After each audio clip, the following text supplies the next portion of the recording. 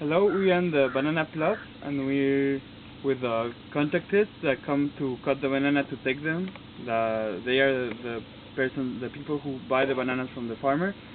And well, we would like to know a little bit of the opinion they have between the natural plots of bananas and the chemically formed plots of bananas. Here we are with the two contractors. Hello, what's your name? Amirga Bandian. And you? Arupukottai. Sorry. Where are you from? Vaalai. Ah, sorry. What would you know? What would you think is the difference between those that are the natural bananas with no chemicals and this that are with fertilizers and all the chemical products? Chemical வந்து 120 வாழை இருக்கு. இதுல வந்து 30000 வெட்டி இருக்கோம். இது 1600 வாழை 70000 வெட்டி இருக்கோம். இது வந்து சரக்கு வெயிட்டா இருக்கு. சரக்கு வெயிட்டா இருக்கு.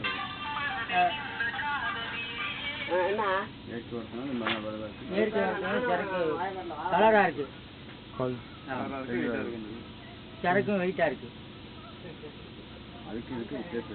Thank you very much. சரக்கு வந்து இயற்கை உரத்துக்கும் கெமிக்கலுக்கும் வித்தியாசம் இருக்குங்க. இது இயற்கை உரத்தில் தார் வெயிட்டாக இருக்குது. கெமிக்கலில் மினுக்க போட்டு இயற்கை உரத்தில் வந்து லேட்டாக போட்டு லேட்டாக போட்டாலும் இதில் 125 வாழை 30000 வெட்டியாச்சு. 1500 வாழை 70000 வெட்டி இருக்குது. ஆனால் இதுக்கு வந்து கார் எண்ணிக்கை இருந்தாலும் வெயிட்டாக இருக்குது. இது வெயிட்டு கிடையாதுங்க. உங்கள் பேர் என்ன? என் பேர் அம்சராஜ்.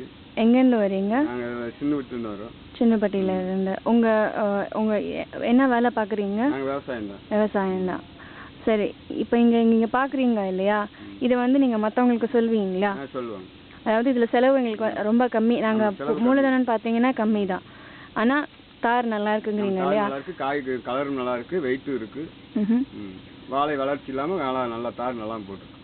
சரி, அதாவது இதுக்கு முன்னாடி இதில் நிறைய பேர் வெளிநாட்டிலேருந்து வந்தவங்க அவங்க எல்லாருமே வாலண்டியர்ஸ்ன்னு சொல்லுவோம், எல்லாருமே வேலை பார்த்துருந்தாங்க. ஸோ இது அவங்களுக்காக தான். நன்றி.